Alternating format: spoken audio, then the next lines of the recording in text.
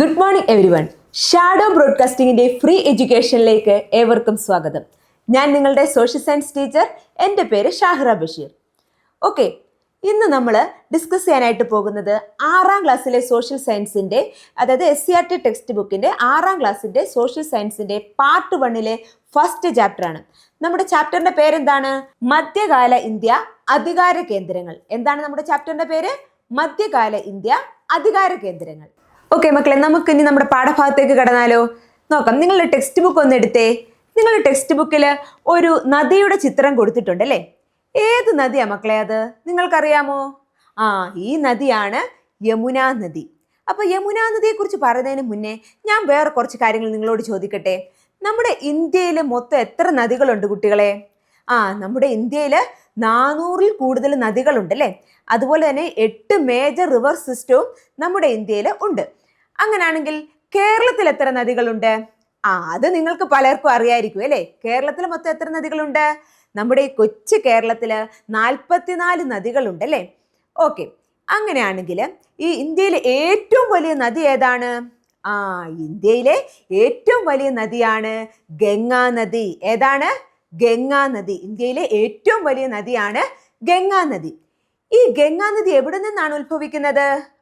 അത് ഉത്ഭവിക്കുന്നത് ഹിമാലയത്തിൽ നിന്നാണ് നമ്മുടെ ഗംഗാ നദി ഉത്ഭവിക്കുന്നത്. അത് എവിടോട്ടാണ് പോയി പതിക്കുന്നത്?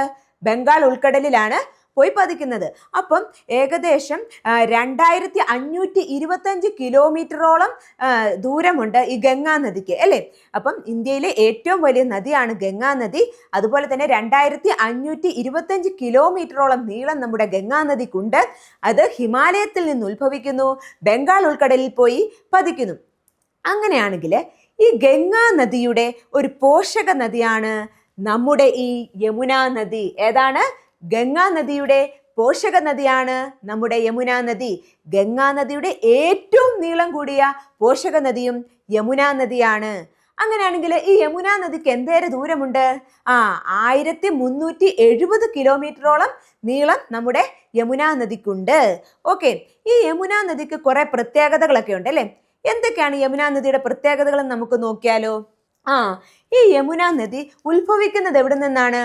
ഉത്തരാഖണ്ഡിലെ യമുനോത്രി എന്ന് പറയുന്ന സ്ഥലത്ത് നിന്നാണ് യമുന നദി ഉത്ഭവിക്കുന്നത്. അതുപോലെ തന്നെ യമുന നദിക്ക് 1370 കിലോമീറ്ററോളം നീളമുണ്ട്. അത് ഗംഗാ നദിയുടെ ഏറ്റവും നീളം കൂടിയ പോഷക നദിയാണ്. പിന്നെ മറ്റൊരു പ്രത്യേകതയുണ്ട്. നമുക്കെല്ലാവർക്കും താജ്മഹലൊക്കെ കാണാൻ ഭയങ്കര ഇഷ്ടമാണ് അല്ലേ? താജ്മഹൽ എന്ന് പറയുമ്പോഴേ നമുക്ക് ഓർമ്മ വരും മുംതാസിന്റെ, ഷാജഹാന്റെ ഒക്കെ ഓർമ്മ നമുക്ക് വരും അല്ലേ? ഷാജഹാൻ ചക്രവർത്തി അദ്ദേഹത്തിന്റെ പ്രിയ പത്നിയായിരുന്ന മുംതാസിന്റെ ഓർമ്മയ്ക്ക് വേണ്ടിയിട്ടാണ് ഈ താജ്മഹൽ പണി കഴിപ്പിച്ചത്. അപ്പൊ ഈ താജ്മഹൽ എവിടെയാ സ്ഥിതി ചെയ്യുന്നത് നിങ്ങൾക്കറിയാമോ? നമ്മുടെ ഈ യമുന നദിയുടെ തീരത്താണ് താജ്മഹൽ സ്ഥിതി ചെയ്യുന്നത്. അപ്പൊ നമുക്ക് എല്ലാവർക്കും താജ്മഹലൊക്കെ കാണാൻ പോകാൻ ആഗ്രഹമുണ്ട് അല്ലേ? ഓക്കെ, ഇനി ഞാൻ പറയാൻ പോകുന്ന കാര്യം, ഈ യമുന നദിയുടെ വേറൊരു പ്രത്യേകതയുണ്ട്. യമുന നദിക്ക് നമ്മുടെ ഡൽഹി നിങ്ങൾ കേട്ടിട്ടുണ്ടാവും അല്ലേ? ഈ ഡൽഹിയുടെ തീരത്തുകൂടി ഒഴുകുന്ന നദിയാണ് യമുന നദി. അപ്പൊ നിങ്ങൾക്ക് യമുന നദിയെ കുറിച്ച് ഒരു ഏകദേശ ഐഡിയ നിങ്ങൾക്ക് കിട്ടിയില്ലേ? എന്തൊക്കെയായിരുന്നു യമുന നദിയെ കുറിച്ച് നമ്മൾ പറഞ്ഞിരുന്നത്? യമുന നദിക്ക് 1370 കിലോമീറ്ററോളം നീളത്തിൽ യമുന നദി ഒഴുകുന്നു. അതുപോലെ തന്നെ ഡൽഹിയുടെ തീരത്തുകൂടി ഒഴുകുന്ന നദിയാണ്, താജ്മഹലിന്റെ തീരത്തുകൂടി ഒഴുകുന്ന നദിയാണ്. ഇന്ത്യയിലെ ഏറ്റവും വലിയ നദിയായിട്ടുള്ള ഗംഗാ നദിയുടെ ഏറ്റവും നീളം കൂടിയ പോഷക നദിയാണ് യമുന നദി. അപ്പൊ നിങ്ങൾക്ക് യമുന നദിയെക്കുറിച്ച് ഏകദേശം ഒരു ധാരണ കിട്ടിയെന്ന് ഞാൻ വിചാരിക്കുന്നു. ഇനി നമുക്ക് ഡൽഹിയിലേക്ക് വരാം അല്ലേ?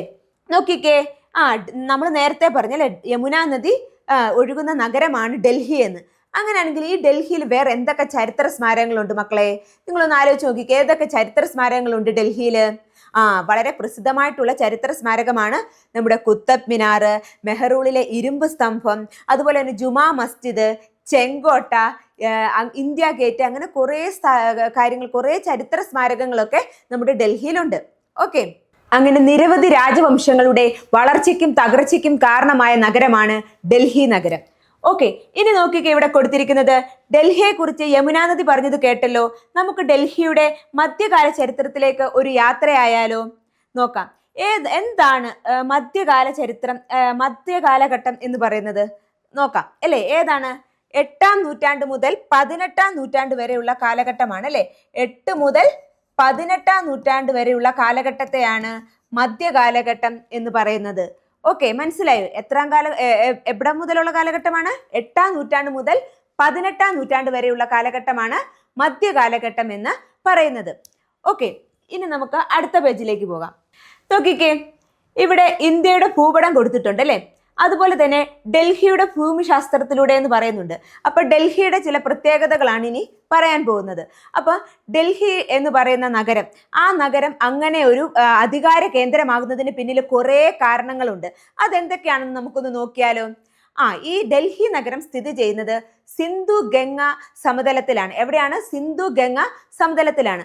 അപ്പോൾ അവിടുത്തെ പ്രത്യേകത എന്നാന്ന് വെച്ചാൽ അവിടെ ഫലപുഷ്ടിയാർന്ന മണ്ണാണ്. ആ ഫലപുഷ്ടിയാർന്ന മണ്ണുള്ളത് കൊണ്ട് തന്നെ അവിടുത്തെ കാർഷിക പുരോഗതി വളരെയേറെ അഭിവൃദ്ധി പ്രാപിച്ചു.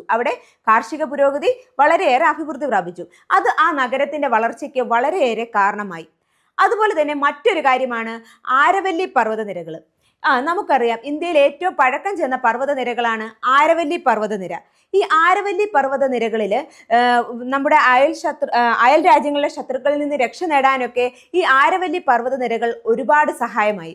അതുപോലെ തന്നെ ഈ ആരവല്ലി പർവ്വതനിരകളിലെ പാറക്കൂട്ടങ്ങളൊക്കെ അവിടുത്തെ കൺസ്ട്രക്ഷൻ പരിപാടികൾക്ക് ഒരുപാട് ഉപയോഗിച്ചു. ആ കാരണവും ഡൽഹിയുടെ വളർച്ചയ്ക്ക് വളരെയേറെ ഉപകാരപ്രദമായി. ഓക്കെ, ഇങ്ങനെ അതുപോലെ തന്നെ അതോടൊപ്പം തന്നെ യമുന നദിയുടെ ജലം അതും ആ നഗരത്തിന്റെ വളർച്ചയെ വളരെയേറെ സഹായിച്ചു. അപ്പൊ ഈ ഭൂമിശാസ്ത്രപരമായ ഇത്തരം പ്രത്യേകതകളൊക്കെ കൊണ്ട് തന്നെ അധികാര കേന്ദ്രങ്ങൾ അങ്ങോട്ട് മാറി. എങ്ങോട്ട്? ഡൽഹിയിലേക്ക് മാറി. ഓക്കെ മക്കളെ, നോക്കിക്കേ, ഡൽഹിയെ അധികാര കേന്ദ്രമായി തെരഞ്ഞെടുക്കാൻ ഭരണാധികാരികളെ പ്രേരിപ്പിച്ച ഭൂമിശാസ്ത്ര ഘടകങ്ങൾ എന്തെല്ലാമായിരുന്നു? നമ്മൾ നേരത്തെ പറഞ്ഞ കാര്യങ്ങളൊക്കെ തന്നെയാണ് അവിടെ വരുന്നത്. ആ പ്രവർത്തനം നിങ്ങളൊന്ന് തന്നെ ചെയ്തു നോക്കുക. ഈ ചാപ്റ്ററിലെ എല്ലാ പ്രവർത്തനങ്ങളെയും ഉൾപ്പെടുത്തിക്കൊണ്ട് ടീച്ചർ നിങ്ങൾക്ക് വേണ്ടി മറ്റൊരു ക്ലാസ് തയ്യാറാക്കി വെച്ചിട്ടുണ്ട്. ആ ക്ലാസ് നിങ്ങൾ കാണണം. അതിനു മുന്നേ നിങ്ങൾക്ക് തന്നിരിക്കുന്ന ഈ പ്രവർത്തനം നിങ്ങൾ സ്വയം ഒന്ന് ചെയ്തു നോക്കുക. അപ്പൊ എന്തൊക്കെ ആയിരിക്കാം അതിന്റെ കാരണങ്ങൾ? അതിലെ കാരണങ്ങൾ പ്രധാനമായും യമുനാ നദിയിൽ നിന്ന് കിട്ടുന്ന ജലം ആ നാടിന്റെ വളർച്ചയ്ക്ക് വളരെയേറെ ഗുണമായി. അതുപോലെ തന്നെ ആരവല്ലി പർവ്വതനിരകളുടെ സ്വാധീനം, അതുപോലെ തന്നെ സിന്ധു ഗംഗാ സമതലത്തിൽ സ്ഥിതി ചെയ്യുന്നതിനാൽ ഫലപുഷ്ടിയാർന്ന മണ്ണ്, ഈ കാര്യങ്ങളൊക്കെ തന്നെ എന്തിനു കാരണമായി? നമ്മുടെ ഡൽഹിയെ അധികാര കേന്ദ്രമായി തിരഞ്ഞെടുക്കാൻ ഭരണാധികാരികളെ പ്രേരിപ്പിച്ച ഭൂമിശാസ്ത്രപരമായ ഘടകങ്ങളായി മാറി. ഇവയൊക്കെ ഉൾപ്പെടുത്തിക്കൊണ്ട് നിങ്ങൾ നിങ്ങളുടേതായ രീതിയിൽ അതിന്റെ ഉത്തരം ഒന്ന് ആദ്യം തയ്യാറാക്കി നോക്കുക. ഓക്കെ, ഇനി നോക്കിക്കേ, ഇനി 8ാം നൂറ്റാണ്ടിൽ രജപുത്ര വിഭാഗത്തിൽപ്പെട്ട തൊമര രാജാക്കന്മാരുടെ കാലത്താണ് ഡൽഹി ആദ്യമായി അധികാര കേന്ദ്രമാകുന്നത്. ആരുടെ കാലഘട്ടത്തിലാണ് ഡൽഹി ആദ്യമായി അധികാര കേന്ദ്രമാകുന്നത്? തൊമര രാജാക്കന്മാര് അല്ലെ. തൊമര രാജാക്കന്മാരുടെ കാലഘട്ടത്തിലാണ് ഡൽഹി ആദ്യമായിട്ട് എന്തായി മാറുന്നത്? അധികാര കേന്ദ്രമായിട്ട് മാറുന്നത്. അപ്പൊ ഡൽഹി ആദ്യകാലത്ത് അറിയപ്പെട്ടിരുന്ന എന്തായിരുന്നു? ആ കാലഘട്ടത്തിൽ ഡൽഹി എങ്ങനെയായിരുന്നു അറിയപ്പെട്ടിരുന്നത്? ദില്ലിക എന്നായിരുന്നു ഡൽഹി അറിയപ്പെട്ടിരുന്നത്. എങ്ങനെയായിരുന്നു അറിയപ്പെട്ടിരുന്നത്? ദില്ലിക. ഓക്കെ, ഇനി നോക്കിക്കേ, അങ്ങനെ തൊമര രാജാക്കന്മാരുടെ കാലഘട്ടത്തിന് ശേഷം ഡൽഹി ആരുടെ അധികാരത്തിലായി? ചൗഹാൻ രാജവംശത്തിന്റെ അധികാരത്തിലായി. ആരുടെയാണ്? ചൗഹാൻ രാജവംശം. ആദ്യം തൊമര രാജാക്കന്മാർ, രണ്ടാമതാരായിരുന്നു? ചൗഹാൻ രാജവംശം. അപ്പൊ ഈ ചൗഹാൻ രാജവംശത്തിലെ ഏറ്റവും അവസാനമായിട്ട് വന്ന രാജാവാരായിരുന്നു? പൃഥ്വിരാജ് ചൗഹാൻ. ആരായിരുന്നു? പൃഥ്വിരാജ് ചൗഹാൻ. പൃഥ്വിരാജ് എന്ന് പറയുമ്പോൾ നിങ്ങൾക്ക് അറിയാം അല്ലേ, ആ പേര് കേട്ടപ്പോഴേ എല്ലാവർക്കും പെട്ടെന്ന് അത് അങ്ങോട്ട് ക്ലിക്കായി. ഓക്കെ, അപ്പൊ രണ്ടാമത് വന്നത് ആരായിരുന്നു? പൃഥ്വിരാജ് ചൗഹാൻ. ഈ പൃഥ്വിരാജ് ചൗഹാന്റെ മരണത്തിന് ശേഷം ആരായിരുന്നു പിന്നീട് ഡൽഹിയിൽ അധികാരമേറ്റത്? അവരെ കീഴ്പ്പെടുത്തിയത് ആരായിരുന്നു? മുഹമ്മദ് അല്ലേ. നോക്കിക്കേ, ചൗഹാൻ രാജവംശത്തിലെ അവസാന ഭരണാധികാരിയായിരുന്ന പൃഥ്വിരാജ് ചൗഹാൻ, അദ്ദേഹത്തിന് കീഴടക്കിയത് ആരായിരുന്നു? കോറിലെ മുഹമ്മദ്. അതായത് ഇന്നത്തെ അഫ്ഗാനിസ്ഥാന്. ആ കോർ എന്ന് പറയുന്നത് ഏതാണ്? ഇന്നത്തെ അഫ്ഗാനിസ്ഥാന്. അവിടുത്തെ മുഹമ്മദ് ആയിരുന്നു ആരെ കീഴടക്കിയത്? പൃഥ്വിരാജ് ചൗഹാനെ കീഴടക്കിയത്. ഓക്കെ, അദ്ദേഹത്തിന്റെ ഈ മുഹമ്മദിന്റെ സേനാധിപതിയായിരുന്നു ആര്? കുത്തബുദ്ദീൻ ഐബക്ക്. ആരായിരുന്നു? കുത്തബുദ്ദീൻ ഐബക്ക്. കോറിലെ മുഹമ്മദിന്റെ മരണശേഷം ആരായിരുന്നു പിന്നെ ഡൽഹിയിലെ ഭരണമേറ്റത്? കുത്തബുദ്ദീൻ ഐബക്ക്. ആരായിരുന്നു? കുത്തബുദ്ദീൻ ഐബക്ക്. അപ്പൊ ഇതുവരെ പറഞ്ഞ കാര്യങ്ങൾ നിങ്ങൾക്ക് മനസ്സിലായോ? ആദ്യം ആരായിരുന്നു ഭരിച്ചിരുന്നത്? തൊമര രാജാക്കന്മാർ. പിന്നീട് ആരായിരുന്നു? ചൗഹാൻ രാജവംശം. ചൗഹാൻ രാജവംശത്തിലെ അവസാനത്തെ ആളാരായിരുന്നു? പൃഥ്വിരാജ് ചൗഹാൻ. പൃഥ്വിരാജ് ചൗഹാനെ കീഴ്പ്പെടുത്തിയത് ആരായിരുന്നു? കോറിലെ മുഹമ്മദ്. അദ്ദേഹത്തിന്റെ സേനാധിപതി ആരായിരുന്നു? കുത്തബുദ്ദീൻ ഐബക്ക്. അപ്പം പിന്നീട് മുഹമ്മദിന്റെ കാലശേഷം, മുഹമ്മദിന്റെ മരണശേഷം ആര് പിന്നെ ഡൽഹി ഭരിച്ചു? അതാരായിരുന്നു? അത് കുത്തബുദ്ദീൻ ഐബക്ക്. ഓക്കെ, ഇനി നോക്കിക്കേ, കുത്തബുദ്ദീൻ ഐബക്ക് ഡൽഹി കേന്ദ്രമാക്കി ഭരണം ആരംഭിച്ചു. അദ്ദേഹത്തിന്റെ രാജവംശം അറിയപ്പെട്ടത് എങ്ങനെയാണ്? മംലൂക്ക് രാജവംശം. എന്താണ്? മംലൂക്ക് രാജവംശം അഥവാ അടിമവംശം. നോക്കിക്കേ, അടിമവംശം എന്ന് അറിയപ്പെട്ടു. ഈ മംലൂക്ക് വംശം അടിമവംശം എന്ന് അറിയപ്പെട്ടു. ഇനി നോക്കിക്കേ, മംലൂക്ക് വംശത്തെ തുടർന്ന് വേറെ 4 രാജവംശങ്ങൾ 1526 വരെ ഡൽഹി ആസ്ഥാനമാക്കി ഭരണം നടത്തി. പിന്നീട് നോക്കിക്കേ, സിഇ എന്ന് പറഞ്ഞാൽ എന്താണ്? സിഇ കോമൺ എറ. സിഇ എന്ന് പറഞ്ഞാൽ കോമൺ എറ. കോമൺ എറ. സിഇ 1206 മുതൽ സിഇ 1526 വരെ ഡൽഹി ആസ്ഥാനമാക്കി ഭരണം നടത്തിയത് ആരായിരുന്നു? ആ കാലഘട്ടത്തില് ഡൽഹി ആസ്ഥാനമാക്കി ഭരണം നടത്തിയവരായിരുന്നു സുൽത്താൻമാർ. ഈ കാലഘട്ടത്തെ സുൽത്താനത്ത് കാലഘട്ടം എന്ന് പറയുന്നു. എങ്ങനെ അറിയപ്പെടുന്നു? സുൽത്താനത്ത് കാലം എന്ന് അറിയപ്പെടുന്നു. ഇനി നോക്കിക്കേ, ചുവടെ കൊടുത്തിരിക്കുന്ന ഫ്ലോ ചാർട്ടിൽ സുൽത്താനത്ത് കാലത്ത് ഡൽഹി ഭരിച്ച രാജവംശങ്ങളെയും പ്രധാന ഭരണാധികാരികളെയും ക്രമമായി നൽകിയിരിക്കുന്നു. നമ്മുടെ സുൽത്താനത്ത് കാലഘട്ടത്തില് ഡൽഹി ഭരിച്ചിരുന്ന ആൾക്കാരെ അവരുടെ കാലഘട്ടത്തിനനുസരിച്ച് ഇവിടെ ഒരു ചാർട്ട് ഇങ്ങനെ കൊടുത്തിട്ടുണ്ട്.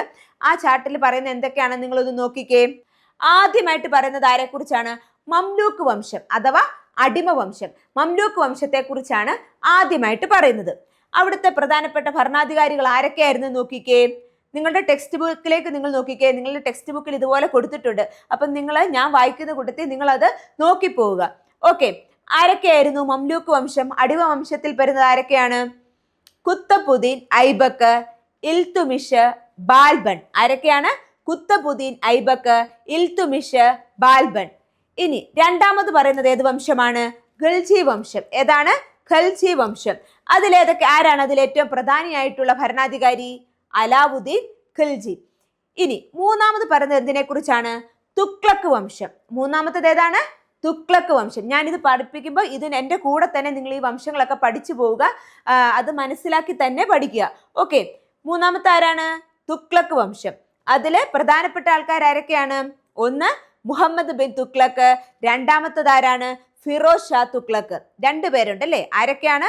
മുഹമ്മദ് ബിൻ തുഗ്ലക്ക്, ഫിറോസ് ഷാ തുഗ്ലക്ക്. ഇനി ഇവരുമായിട്ട് ബന്ധപ്പെട്ട വേറെ കുറെ കാര്യങ്ങളുണ്ട്. അതൊക്കെ നമുക്ക് പിന്നീട് അതിനെക്കുറിച്ചൊക്കെ ചർച്ച ചെയ്യാം. ഓക്കെ, ഇനി നോക്കിക്കേ, നാലാമത്തത് ആരാണ്? സയ്യിദ് വംശം.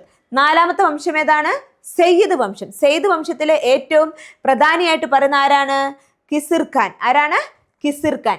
ഇനി ലാസ്റ്റ് പറയുന്നത് ഏതാണ്? അഞ്ചാമതായിട്ട് പറയുന്നതാണ് ലോധി വംശം. ഏതാണ്? ലോധി വംശം. ഇബ്രാഹിം ലോധി അവിടുത്തെ ആ ഒരു കാലഘട്ടത്തിലെ പ്രധാന ഭരണാധികാരി ആരായിരുന്നു? ഇബ്രാഹിം ലോധി. അപ്പൊ ഏതൊക്കെയാണെന്ന് ഒന്നും കൂടെ ടീച്ചർ പറഞ്ഞു തരട്ടെ. ഡൽഹി ഭരിച്ചിരുന്ന രാജവംശങ്ങളുടെയും അവിടുത്തെ പ്രധാന ഭരണാധികാരികളെയും ഒന്നും കൂടെ ഒന്ന് ടീച്ചർ വായിച്ചു തരട്ടെ. നിങ്ങൾ മനസ്സിലാക്കി ഇതോടൊപ്പം പോവുക. ആദ്യം ആരാണ്? മംലൂക്ക് വംശം. അതിൽ വരുന്ന ഏതാണ്? കുത്തബുദ്ദീൻ ഐബക്ക്, ഇൽതുമിഷ്, ബാൽബൺ. രണ്ടാമത് ആരാണ്? ഖിൽജി വംശം. അതിലെ ഏറ്റവും പ്രധാനി ആരാണ്? നോക്കിക്കേ, അലാവുദ്ദീൻ ഖിൽജി. മൂന്നാമത്തത് ആരാണ്? തുഗ്ലക്ക് വംശം. അത് മുഹമ്മദ് ബിൻ തുഗ്ലക്ക്, ഫിറോസ് ഷാ തുഗ്ലക്ക്. ഇവരാണ് അതിലെ പ്രധാനികൾ. ഇനി നാലാമത്തെ നോക്കിക്കേ, സയ്യിദ് വംശം. സയ്യിദ് വംശത്തിൽ ആരാണ്? കിസിർ ഖാൻ. അഞ്ചാമത്തത് ആരാണ്? ലോധി വംശം. അതിലേതാണ്? ഇബ്രാഹിം ലോധി. ഇത്തരം കാര്യങ്ങൾ നിങ്ങളുടെ മനസ്സിൽ ഉണ്ടാവണം. ഓക്കെ, ഇനി നോക്കിക്കേ, രജപുത്രർ അതാരാണെന്ന് നോക്കിക്കേ. ഇവിടെ ചെറുതായിട്ട് കൊടുത്തിട്ടുണ്ട് അല്ലെ. എന്താണ്? മധ്യ ഇന്ത്യയിലും വടക്കു പടിഞ്ഞാറ് ഇന്ത്യയിലും ക്ഷത്രിയ വിഭാഗത്തിൽപ്പെട്ടവരായിരുന്നു രജപുത്രർ. അവരിൽ ഏറ്റവും പ്രധാനികൾ ആരായിരുന്നു? തൊമര രാജാക്കന്മാരും ചൗഹാൻ വംശത്തിലുള്ളവരുമായിരുന്നു അവരിൽ ഏറ്റവും പ്രധാനികൾ. ഓക്കെ മക്കൾ, ഇതുവരെ പഠിച്ച പോർഷൻസ് എല്ലാം നിങ്ങൾക്ക് നന്നായിട്ട് മനസ്സിലായെന്ന് ഞാൻ വിചാരിക്കുന്നു. അപ്പൊ നമുക്കിനി അടുത്ത ഭാഗം നമുക്ക് അടുത്ത ക്ലാസ്സിൽ ചർച്ച ചെയ്യാം. അപ്പൊ അതുവരെ എല്ലാവർക്കും ബൈ ബൈ.